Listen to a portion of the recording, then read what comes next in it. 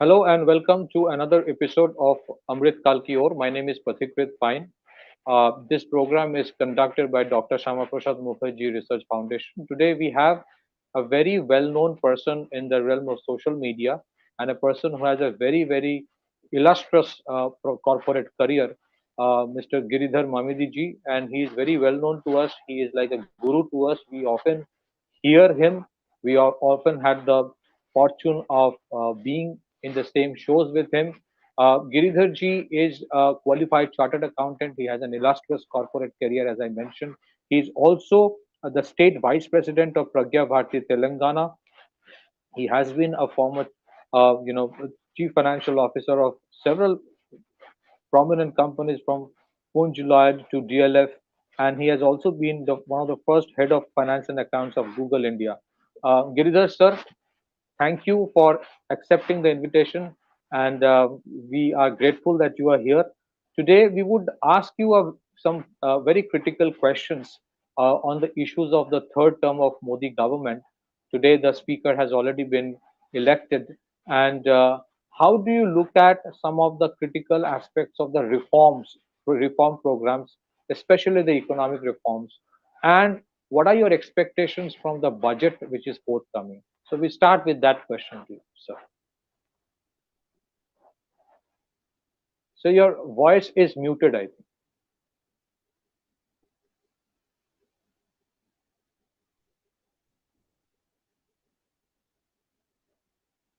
Yes, sir. Please start. Manujam, the voice is not coming. Manujam?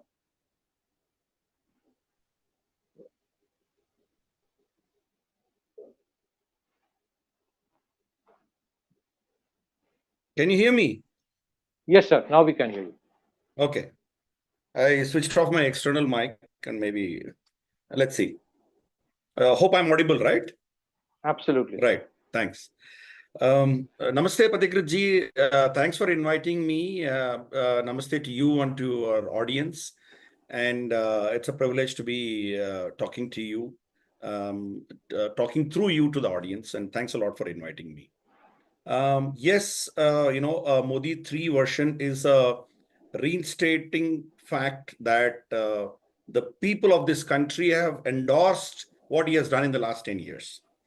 So if you would have seen the journey of Modi ji in the last 10 years, probably the only major reform that he has undertaken was, not necessarily in the economic sphere, but you see Article 370, which was diluted, that was probably the major, constitutional reform that he has brought in.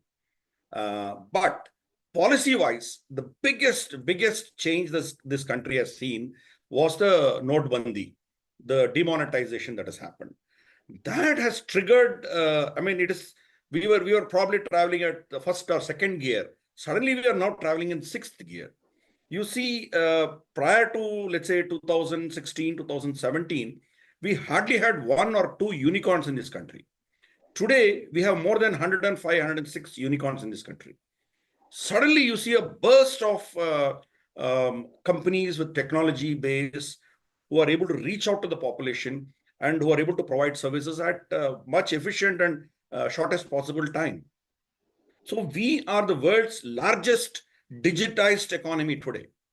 The whole of West can't match match the place where we are right now. You see, we are yet to get the data for 2023-24. Probably the government has just come and probably they will announce the data. The last data we have is for the year 2022-23. The entire country, the population of Bharat, transacted 4,800 crore transactions in that one year. So I'm not talking about the value. It could be 5 rupees, it could be 5 lakh rupees, it doesn't matter. Electronically, through your apps or online or whatever it is, instead of cash, 4,800 crore transactions this nation processed in 1 year. If you look at the number 2 country in the list, the second position is that of China. Chinese have transacted 1,800 crores. Where is 1,800 crores and where is 4,800 crores? Then you see, you add up the rest of the countries in G20. Take China, USA, Canada, you name them, Japan, Australia, UK, France, Germany, Italy. You add up all these 10, rest of the 19 people. Add a couple of more, go to G22. Still, they don't match up to our 4,800 crore transactions. So this country has completely transformed. UPI base or RuPay card. We have become a massive technology-driven economy. This is the transformation which Modi ji brought in. Then people don't understand in the West the importance of let's say direct benefit transfers or people having Jandan accounts, but these have brought in tectonic changes in the lives of the people. So Modi ji, what he has done is he started attacking those issues which were neglected for the past 60, 70 years. In the late 60s and early 70s, when Indira Gandhi nationalized the banks, and the intention was that the banking system should reach to the last mile, to the last man in the economy. Unfortunately, that didn't happen. So it was Modi ji who really opened up the floodgates, and we see where we are now. So these are the few changes that he made, which has brought our economy to a situation where we are ready to take off. And then add up the thrust on economy in terms of infrastructure, in terms of governmental spending, in terms of providing, the basic infrastructure for an economy to grow, be it your roads, railways, airports, seaports. You see now we are going to come up with a major seaport in Maharashtra, and then we're going to come up with another seaport in Nicobar Islands, and of course Vizhinjam project in Kerala. So suddenly you see, Bharat has become most attractive destination for literally everywhere, every other economy in the world. As Europe is shrinking, as China is shrinking, what is the alternative for them? We have the largest consumer base, and we have the huge potential of replacing China as a manufacturing giant. So Modi ji's last 10 years were focused on building up these foundations, and then building the foundation brick by brick. The fifth, the 5 years of the next term, the third term, 5 years, I'm hoping that he's going to build on that edifice. I'm not expecting him to do some dramatic changes, reforms. This country is unable to take dramatic reforms. It goes through shocks because it's a massive country. Reforms have to happen incrementally, in a very sustained manner, in a very focused and professional manner. That's the only way that can happen. So I would expect that the Modi government this time would focus more on industrializing this country. Industrialization could be in terms of make in India, made in India, or the core industrialization, which we have missed the bus literally. We have suddenly jumped into service sector, but then core manufacturing and the brick and mortar industry is something which we have probably neglected in the previous regimes. We need to leapfrog into that. You see the vast stretches of our rural areas. We are still agrarian society. We haven't changed since the pastoral days of Bhagwan Krishna. We are still cutting the same produce and selling it. We are not processing as much as we should. So that thrust was given by Modi ji in the last few years. The base that he created, I am hopeful that it is going to usher in an era of rapid, massive industrialization, not in the industrial hubs and industrial clusters, but the industrialization would seep down into the last mile into the rural areas. That is what I'm hoping here. Because if you would have seen the last budget and the budget before that, there was a massive thrust on infrastructure in the rural areas, be it godowns and storage facilities, cold storage facilities, transportation facilities, and so many other e-marketing, so many things that were done. So a farmer sitting in a village, he could now transact to somebody sitting in South Korea. So this is the kind of a transformation that Modi ji brought in using technology. So I am of the view that in this 5-year term, he is going to really build on the solid foundation that the nation has already seen in the last 10 years. And we could leapfrog from here. So the government has to do what it has to do. And it is the society, it is the economy which should actually take off from there. they don't need government hand-holding in every step. Government would only facilitate, create an atmosphere based on which the economy, the nation would grow. I think Modi ji has done that, and we should really hopefully see massive change happening now. Like what you said, Om Birla ji is now re-elected as the speaker.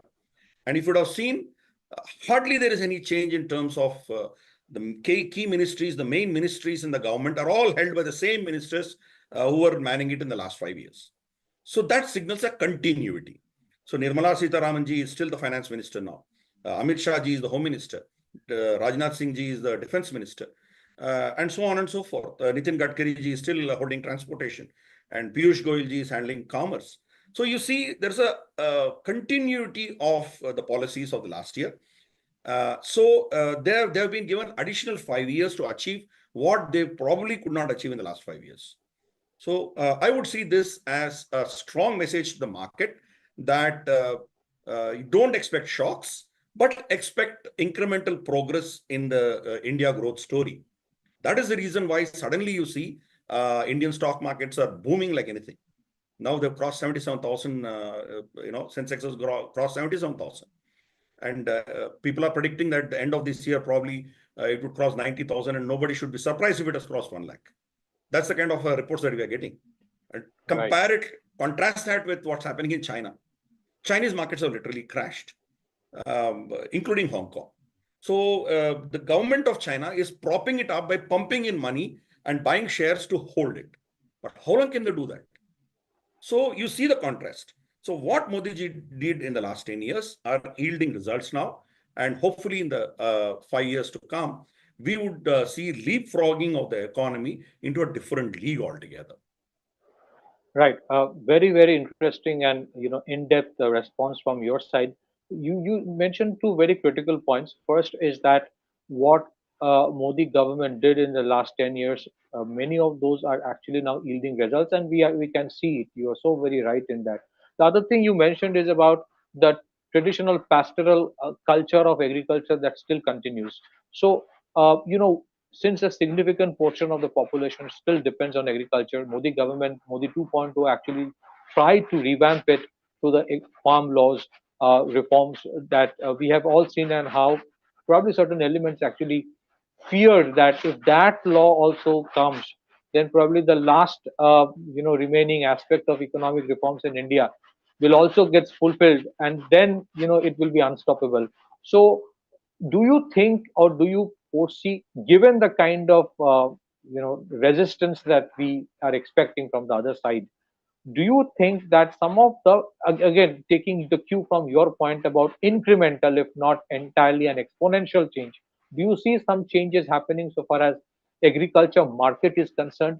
Because without that reform in the market, expecting capital investment in the agriculture sector, or reforms, or the potential possibility of real time job creation or productivity in agriculture may not actually yield result without the reform. So how do you see Modi government taking forward the reform aspect of agriculture? Most definitely, there would be reforms in agriculture sector. I have no doubt about it.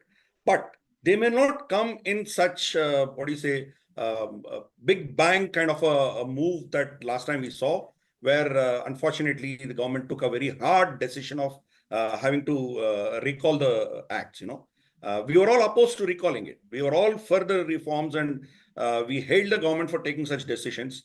Unfortunately, when they withdrew it, we were literally livid. We were angry with the government why they have withdrawn it. But we know that the Khalistani elements that had infiltrated into the agitations, in Panipat and other areas where they blocked the national highways, did whatever they did. Probably government had other intelligence inputs which you and I don't have it, which prompted Modi ji to take a decision. It's easy for somebody to stick on to your viewpoint, and it is very, very tough. It needs a heart of steel to be able to go back on what you did, because the kind of blowback that you would have, or the kind of embarrassment that you need to face, you need to really be strong enough to face that. So Modi ji took a hard decision. We are not advocating it, or we are not supporting the decision that he made, but he did what he did. So this time around, I think he's going to be extremely cautious. He's not going to repeat the same mistake of going for a big bang kind of a reform. what he would do is, again, as I said, incremental reforms. Probably it will start with the states where the BJP is in power, because the major contention from the opposition was that the federal structure is being challenged, that some of these marketing related things are state subjects and government is interfering. Government has only a role to play where it comes to interstate issues, but not marketing within the state. So these were the issues that they raised. So once the BJP ruled states are going to start doing these reforms, then the what do you say, the farmers in other states, especially opposition ruled states, would see what is happening. They would suddenly see these people are at an advantageous position. They're able to market their produce across the globe, across the country, and technology is being used, and middlemen have been more or less marginalized. When they see that, there would be pressure on those governments, those parties, to also try and reform. So it's an approach which I believe Modi government is going to do now. They would probably focus on bringing in reforms, not across the country, but in selected areas where the success story would be a catalyst for changes in the other areas. Probably that's one thing they would do. Similarly, interstate, anyway, they have the authority, so they could probably bring in certain changes in interstate related issues. And as I said, technology infusion would be very high. And when infrastructure thrust is going to be there, there's going to be massive infrastructure construction across the country for storage, for transportation. So your transit losses are going to be reduced. So once these things are done, I think the need for reforms would automatically come from grassroots level. So that's the approach that he's going to take. He would not do a top-down approach, but he would probably go bottoms-up approach. This is what I foresee happening in this 5-year term.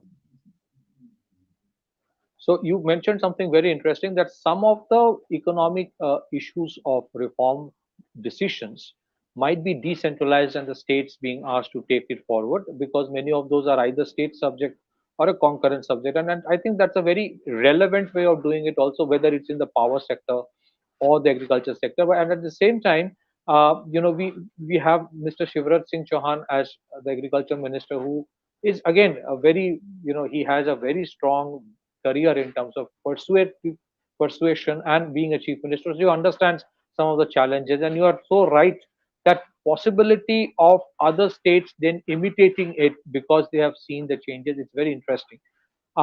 So interestingly, sir, as we go towards 2025 or the next 2 years, even as India would keep on growing on the momentum which was started in 2014 onwards, the turmoil and the destabilization across many parts of the world, which were focus point of growth, be it Western Europe or US or China, continues, and we may also see some of the conflicts converging and giving shape to bigger conflicts on moving towards the threshold of Europe. So there is a contrast, as you rightly mentioned, about a growing India vis-a-vis a destabilizing world in rest of the places. Of course, that would be, there would be impact of that on us also, and that is also perhaps a strong leader is needed at the center. How do you look at this whole issue? See, we are not an island, and we are not isolated, or we are not insulated against what's happening in the world, because we are heavily dependent on imports for our energy needs. And we are also dependent heavily on many imports, especially technology related or pharmaceutical related, to sustain our industries here. Even our diamond industry, as you know, it depends on flow of imported rough uncut diamonds from either Russia or Africa or wherever, right? So our industry has a lot of dependencies on imports and from external markets as well. So when there is turmoil or there are issues across the globe, we are not going to be completely insulated from it. We will have some repercussions on it, and we will take a hit. But the biggest thing for us is, we, unlike, let's say, a place like China, for instance, or we have seen in Europe and even in US, we saw when the Russian conflict with the Ukraine started, most of their shelves were empty with, they didn't find food items. They couldn't find baby food, for instance, in USA. And in UK, in France, the food items literally shot up twice the prices that they were selling for just before the conflict started. Whereas we are not in that position.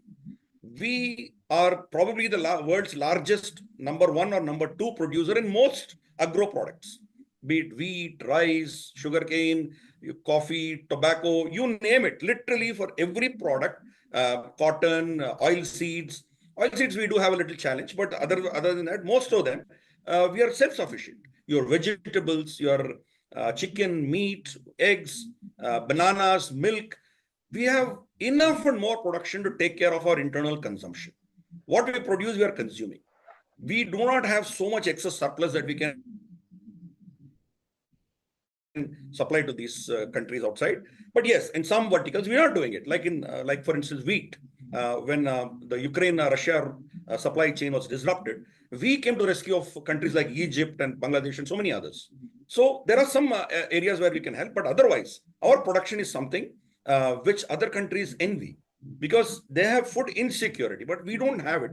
In spite of all these turmoils across the globe, our population will go home satisfied. They will not go home hungry. So that is our biggest asset. Just look at China.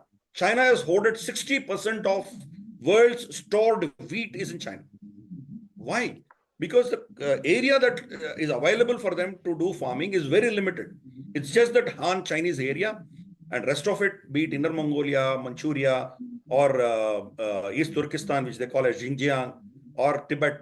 These are all hard desert areas where nothing grows. So they are heavily dependent on a very small area. And that area also, north of the Yellow River and the Yangtze River, you see there is massive drought there. Heat wave is terrible there.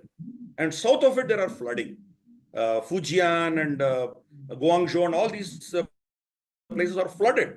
So they have contrasting and extremely contrasting weather, and their dam construction has ruined their environment.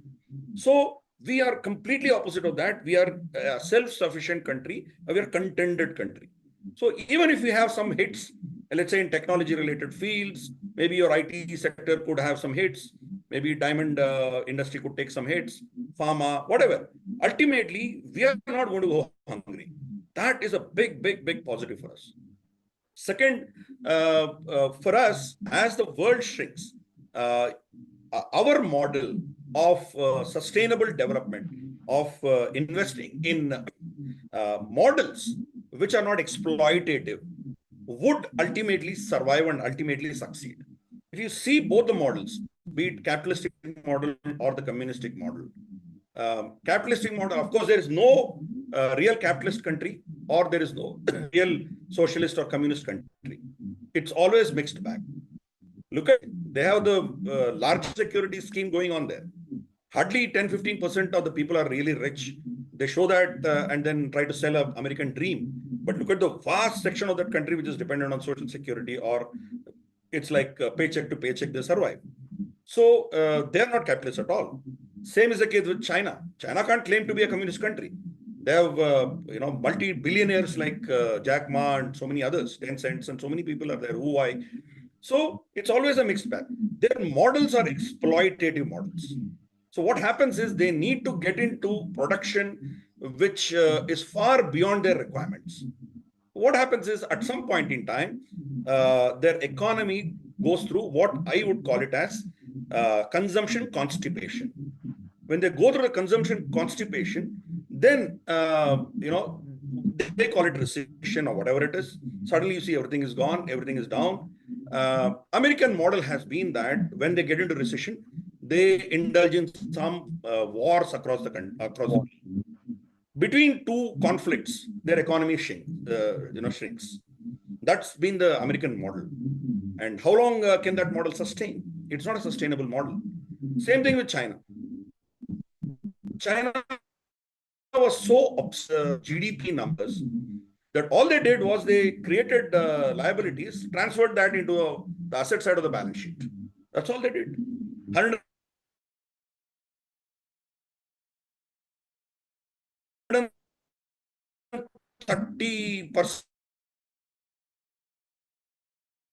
GDP is that for sports stadia, residential houses, and everything. Nobody lives there.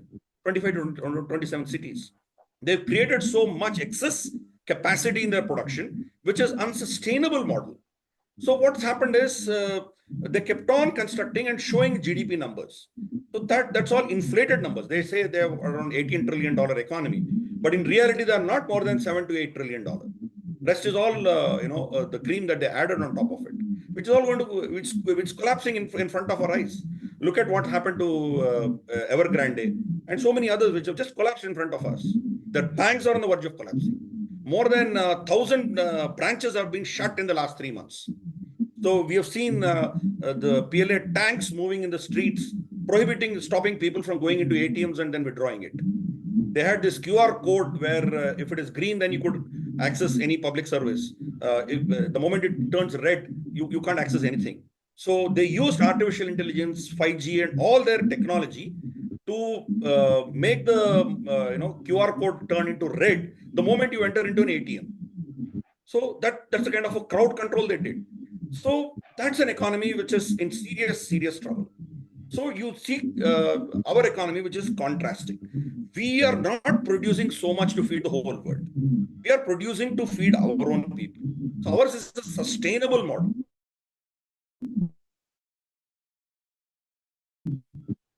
We don't have it. What did China do? They transferred their excess production capacity into what they called as BRI, Belt and Road Initiative. So, but then they transferred it to countries which did not have the capacity to sustain it. Ultimately, what's happened? They're all one by one, they're collapsing. We've seen Pakistan, China, Sri Lanka collapse. Pakistan is as good as collapsed. They're just rolling over the loans and no further investments are happening. You look at Venezuela, look at most Latin American countries, Africa, they built road to nowhere. So those models, be it American model or be it the Chinese model, they are unsustainable in the long run. So they are bound to fail and they're bound to collapse. So our models, we do have challenges. I'm not saying we are hunky-dory. We do have challenges. But when you compare with these two models, our civilizational economic model, which the largest section of the society is actually following on a day-to-day basis, is that we are responsible consumers and we don't produce and we don't exploit the nature more than what we require. That's the kind of a principle that we follow. It's not a slogan which you talk in a conference or, but that's the way people live. Just look at the average consumption of an American versus, let's say, here. Look at the food wastage they do. But you get a large pizza, you buy a large pizza, another large pizza is free for you. One human being can't eat that pizza, and they offer you bottomless Coke. So excess wastage of food is massive in the Western civilization. Whereas we don't, maybe a few major urban Bharat, maybe places like Delhi, Mumbai, major metropolitan cities, you may see certain westernized way of lifestyle. But then if you go into the heart of this country, if you go into the rural areas, you go into small towns, you see people behave very responsibly. That is our backbone, that is our strength. That is the reason why when these economies are going to shrink, they're going to face pain. It is we who are going to sustain. That is the reason why all these countries have suddenly realized that Bharat is very crucial for their survival. That is the reason why these should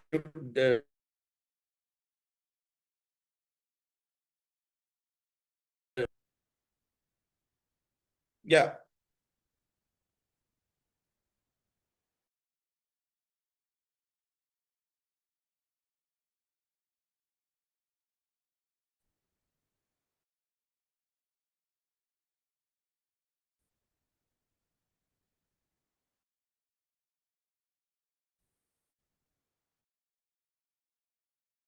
Survival of each of the states. Now we are seeing what's happening in Punjab. We are seeing what's happening in Kerala. Kerala has overdrawn beyond what can be permitted. And they've even gone to the Supreme Court, asking Supreme Court to intervene that, the central government has to allocate funds more than what the law permits. Supreme Court said, go speak to central government. We have no role to play here. Freebie culture culture has been so extensive across the country that it's going to hurt us. I think somewhere government would have to take measures in terms of bringing in semblance of sanity in this freebies. Now, how would that happen? I don't want to speculate because there is economy, there is politics.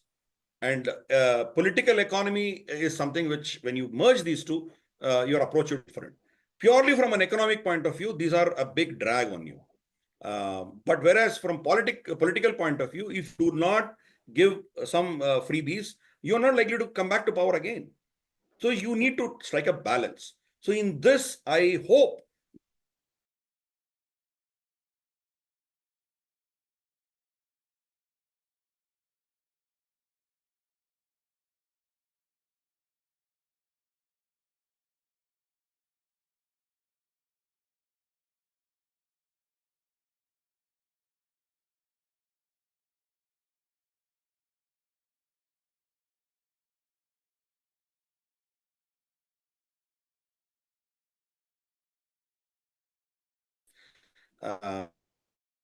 especially after Galwan, massive amount of infrastructure development has happened.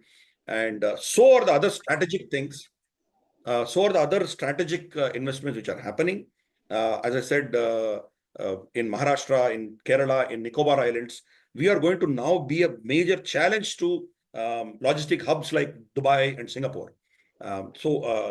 These are the things which strategically we are going to emerge as a different nation altogether. So I believe that will continue. The government's thrust on infrastructure and all these things will continue. Certain policy changes I am expecting. Again, as I said, there won't be any drastic policy changes. There will be incremental changes, like how they did for defense, for instance. Gradually, first they said 300 items you cannot import. Then they added another 200 components. Was a defense minister. When he did his study and research or inquiries, he found out that the snowshoes which the army was importing was actually made in Bharat. We were exporting to Netherlands or Dutch or somewhere, and from there, army was importing it. So situation was so horrible. So government has taken those steps. In defense production, we see suddenly government has put ban on importing even high-tech missiles, your helicopters, your aircrafts, for instance. We have completely stopped buying from anywhere else. At stopgap arrangement, we may buy some flight aircraft from here and there, but your focus on Tejas and AMCA is going to be significant. Your futuristic development is going to be Atmanirbhar. So is the case with defense corridors. There are two corridors already, one in Tamil Nadu and another in Uttar Pradesh. I am hoping that there are going to be more corridors which are going to come up. So that would be the thrust on that. And you see, space sector was opened up by Bharat just about 4 or 5 years back. Today, we already have more than 150, startup companies in this space. In the space sector, we have already 100 150 companies which have come up. Indian Army and Indian forces are now, investing in launching private satellites. Satellites by these private players, where they're going to have dedicated feed on certain things which are going to be extremely crucial for our security. Of course, we can't talk beyond that because it's all state national security. But that kind of a technology, the private sector is going to provide as an additional heft for our nation. So you see each of these sectors. And then the most crucial thing, laptops, desktops, and so many other components, because that's a place where we had to import from China. So when they imposed this ban and insisted that these people either make in India or give the technology to our companies, then they request a certain time frame. So government extended it by 6 months. I think that ban would come back now, and suddenly you see the imports from China are going to drastically go down. Last but not the least, on pharmaceutical, before the UPA government came, we were quite comfortable with regard to APIs, active pharmaceutical inputs, ingredients. But in the 10 years of UPA rule, we were 100% dependent on China. So after what has happened in Galwan, even before Galwan, Modi ji also was, okay, let's be friendly with China. Let's jointly counter China. But after Galwan, Modi ji's approach is completely different. Today, we have more than 50 APIs which are made in Bharat. We don't import from China. And pre-COVID, almost something like 2 lakh business visas were given to Chinese. This year, we have only given 2,000 visas. So you can imagine what we are trying to do at micro level. It's not a big bank should become Atmanirbhar. When they pump in something here, we are countering them with so many other things because you have WTO and other problems. So you are incrementally doing it. For the first time in the past more than 15 years, we have become net exporter of toys. Just imagine, we were importing from China. We have now become net exporter of toys. So you see the shift which is happening. And as I said, he's always been an incremental man. Without major big bang announcements, 9 p.m. Arnab Goswami show, no, we are not. He does it in a very, very systematic way. I expect that to continue. Tons of come back to Bharat of gold. So I am expecting more to come back. And we've been consistently buying gold. When Modi ji came to power, we had around roughly 400 tons gold reserves. Today, we have more than 820 tons. I'm expecting that in the coming few months, we'll cross the 1,000 ton mark because we are slowly building up to a position where we would be a credible alternative to dollar. We are not.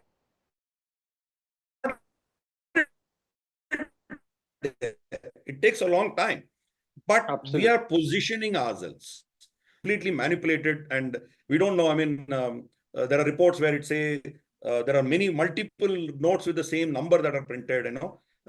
Nobody has trust in them. They may trade in yuan because of the requirement with China, but they may not hold it as a reserve currency.